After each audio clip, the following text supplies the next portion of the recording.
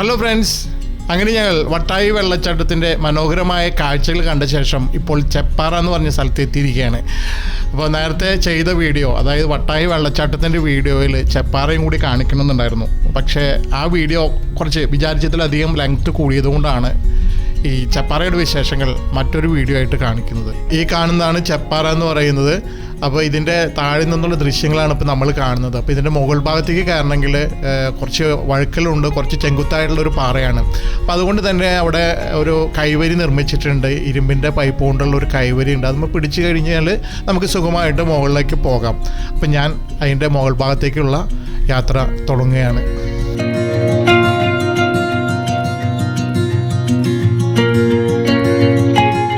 മഴ ആയതുകൊണ്ടായിരിക്കണം, നല്ല വഴുക്കലുണ്ട്.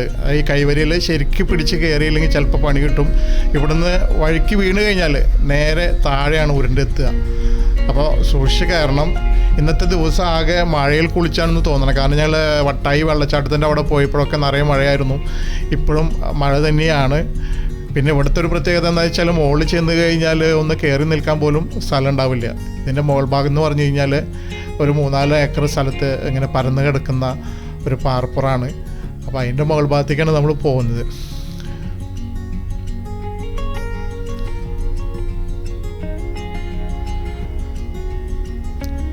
അങ്ങനെ പാറയുടെ മുകളിലെത്തി കതച്ചു.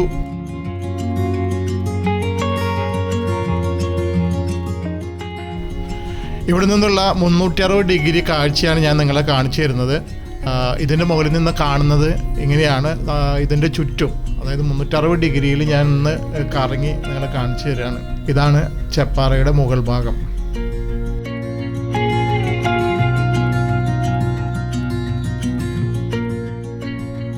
പാറയുടെ മുകളിലെത്തി കഴിഞ്ഞാൽ നമുക്ക് 2 ഭാഗത്തേക്കായിട്ട് തിരിയാം. ഒന്നുകിൽ നമുക്ക് ഇടത്തെ സൈഡിലേക്ക് പോകാം. അവിടെയാണ് ഉയർന്ന സ്ഥലം. അവിടെയാണ് ഈ ചെപ്പാറയുടെ വ്യൂ പോയിൻ്റൊക്കെ ഉള്ളത്. അതായത് ഈ വലിയ പാറപ്പുറത്ത് തന്നെ വീണ്ടും 1-2 ചെറിയ കുന്നുകളുണ്ട്. അതിന് മുകളിൽ കയറി കഴിഞ്ഞാൽ ആ ചെപ്പാറയുടെ പരിസര പ്രദേശങ്ങളുടെ കാഴ്ചകളൊക്കെ വളരെ മനോഹരമായിട്ട് അവിടുന്ന് കാണാൻ കഴിയും. പിന്നീടുള്ളത് വലത്തോട്ട് പോകുക എന്നുള്ളതാണ്. ഞാൻ ഇപ്പോൾ തൽക്കാലം ഇടത്തെ സൈഡിലേക്കാണ് എൻ്റെ യാത്ര തുടങ്ങുന്നത്. വലത്തെ സൈഡിലുള്ള കാഴ്ചകൾ പിന്നീട് കാണിക്കുന്നതാണ്.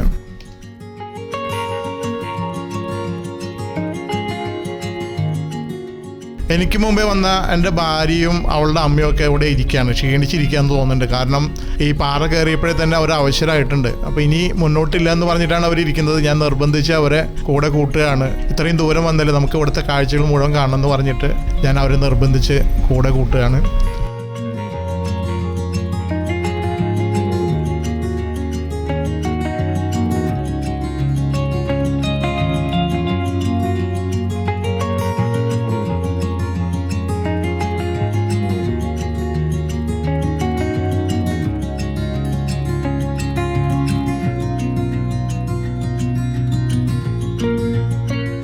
നമ്മൾ ഈ പാറയുടെ മുകളിൽ കയറി നേരെ ഓപ്പോസിറ്റ് സൈഡിലേക്ക് അങ്ങോട്ട് ഇറങ്ങിക്കഴിഞ്ഞാൽ അതൊരു താഴ്വാരമാണ്.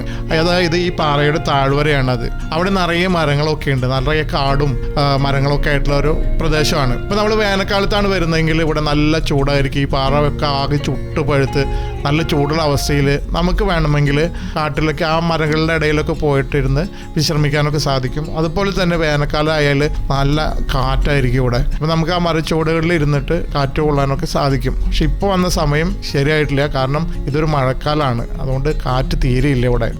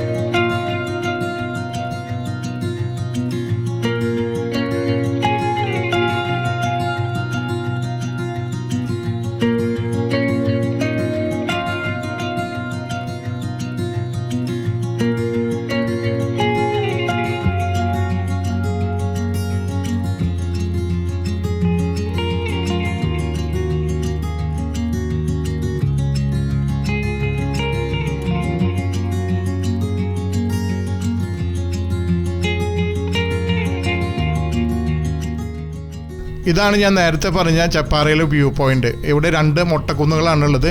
ഈ 2 പാറയുടെ മുകളിൽ നിന്നാലും നമുക്ക് ഇവിടെയുള്ള പരിസര പ്രദേശങ്ങളിലെ കാഴ്ചകൾ വളരെ ഭംഗിയായിട്ട് കാണാൻ കഴിയും. അപ്പോൾ ഞാൻ ആദ്യത്തെ പാറയിൽ കയറി എൻ്റെ യാത്ര ഇവിടെ അവസാനിപ്പിക്കുകയാണ്. നമ്മുടെ കുട്ടികളൊക്കെ അപ്പുറത്തെ പാറ കയറാൻ പോയിട്ടുണ്ട്. അത് ഇത്രയും കൂടി ഉയരമുള്ളൊരു പാറയാണ്. അപ്പോൾ ഞാൻ അവിടേക്ക് പോകുന്നില്ല. ഇവിടെ വെച്ച് ഈ സൈഡിലേക്കുള്ള എൻ്റെ യാത്ര അവസാനിപ്പിച്ച് ഞാൻ തിരിച്ച് നടക്കുകയാണ്.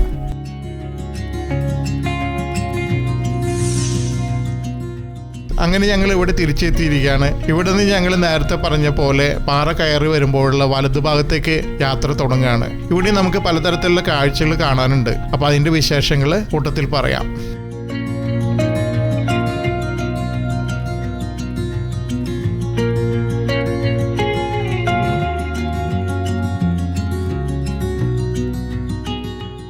ചെപ്പാറ എന്ന് പറയുന്ന ഈ സ്ഥലം ഇഷ്ടപ്പെടുന്നത് പ്രകൃതി സ്നേഹികൾ മാത്രമല്ല കേട്ടോ.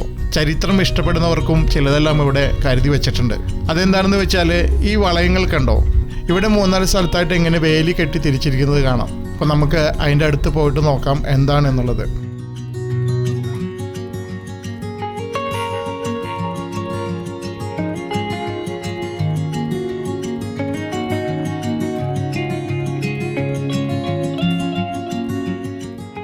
ഇത് മുനിയറകളാണ്.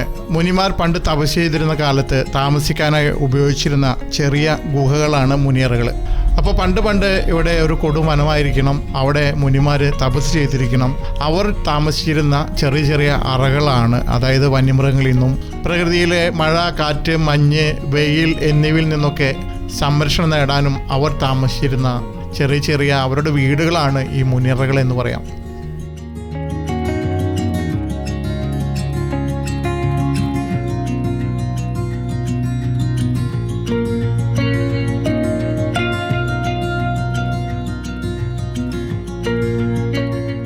ഞാനീ കാണിക്കുന്നതാണ് മുനിയറയുടെ ഉൾഭാഗം. കഷ്ടിച്ച് ഒരാൾക്ക് കിടക്കാനുള്ള വിസ്തൃതി മാത്രമേ അതിനകത്തുള്ളൂ.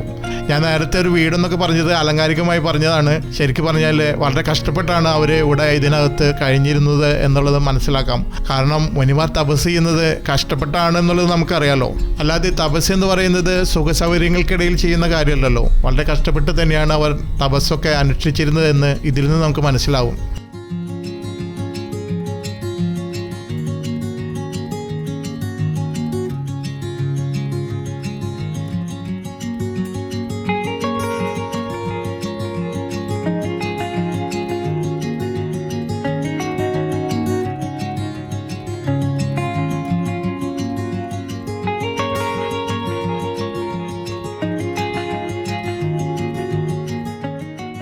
ചെപ്പാറയിലെ അവസാനത്തെ കാഴ്ചയിലേക്ക് പോവാണ് നമ്മൾ. ഈ വലിയ പാറയുടെ അങ്ങേയറ്റത്തായിട്ട് ആ ചെരുവിൽ ഒരു കുളമുണ്ട്. വളരെ മനോഹരമായിട്ടുള്ള ഒരു കുളം. ഇതിനിടയിൽ ഞങ്ങളുടെ കൂട്ടത്തിൽ പലരും തിരിച്ചു പോയിരിക്കുകയാണ്. പാറ ഇറങ്ങി അവർ തിരിച്ചു പോയി, നടക്കാൻ വയ്യ എന്ന് പറഞ്ഞിട്ട്. അവസാനം മുനിയറയും കണ്ട് എൻ്റെ ഭാര്യയും അവളുടെ അമ്മയും പോയി. ഇനി കുറച്ച് കുട്ടികളും ഞങ്ങളൊക്കെയാണ് ബാക്കിയുള്ളത്. അപ്പോൾ കുട്ടികൾ പറഞ്ഞു എന്തായാലും ഞങ്ങൾ കുളം കണ്ടിട്ട് വരുന്നുള്ളൂ എന്ന് പറഞ്ഞു. അപ്പോൾ ഞാനും അവരുടെ ഒപ്പം നിന്നു. ആ കുളത്തിൻ്റെ കുറച്ച് കാഴ്ചകൾ എടുക്കാമെന്ന് കരുതിയിട്ട്. ആ കാഴ്ചകളാണ് ഇനി കാണിക്കാൻ പോകുന്നത്.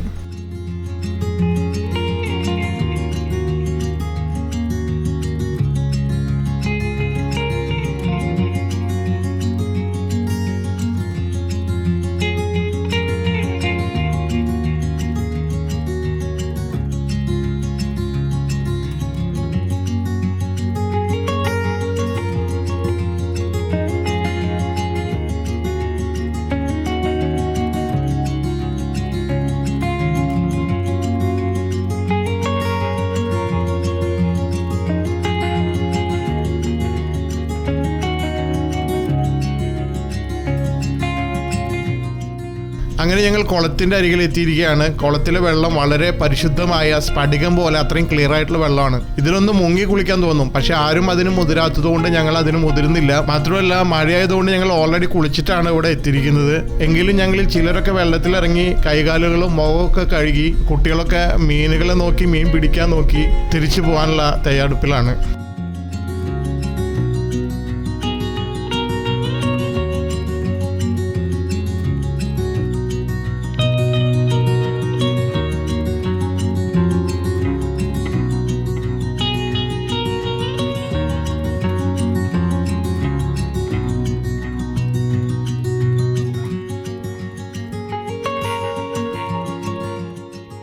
അങ്ങനെ ഞങ്ങളുടെ ഒരു ദിവസത്തെ യാത്ര ഇവിടെ പരിസമാപ്തിയിൽ എത്തുകയാണ്. ആദ്യം ഞങ്ങൾ വട്ടായി വെള്ളച്ചാട്ടം കാണാൻ പോയി. അവിടെ നിന്നാണ് ഞങ്ങൾ ഇവിടെ ചെപ്പാറയിലെത്തിയത്, ചെപ്പാറ റോക്ക് ഗാർഡൻ കാണാനായിട്ട് എത്തിയത്. അപ്പോൾ എല്ലാവരും ക്ഷീണിതരാണ്. ശരിക്കും പറഞ്ഞാൽ ഒരു വീഡിയോയ്ക്കുള്ള കണ്ടന്റ് ഉണ്ടായിരുന്നുള്ളൂ എങ്കിലും ആദ്യത്തെ വീഡിയോയ്ക്ക് ലെങ്ത് കൂടിയത് കൊണ്ടാണ് രണ്ടാമതൊരു വീഡിയോ ആയിട്ട് ഈ ചെപ്പാറയുടെ കാഴ്ചകൾ കാണിച്ചത്.